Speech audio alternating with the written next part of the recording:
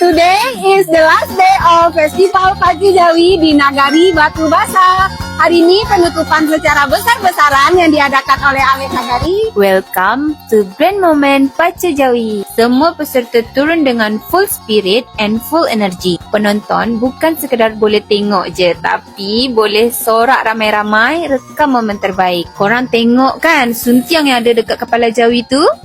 Dah macam pawai selebriti. Dia bukan pengantin, tapi semua mata melekat. Inilah part yang semua orang tunggu. The winner announcement. Nama joki terbaik akan diumumkan beserta lembu terbaik. Lembu yang terbaik ni dinilai dari kekuatan larian dan kestabilan dia dalam sawah. Sebagai penutup acara ni memang dimeriahkan dengan tarian tradisional. Korang tengok pada acara penutupan Pacu Jawi ni, semua para datuk-datuk ketua tertinggi adat datang untuk meriahkan acara ni. Biasanya last day Festival Pacu Jawi ni akan diadakan semeriah mungkin. Yang belum sempat tengok Pacu Jawi, jangan risau. Masih ada peluang untuk alami keseronokan di festival seterusnya. Jumpa lagi di next Festival Pacu Jawi.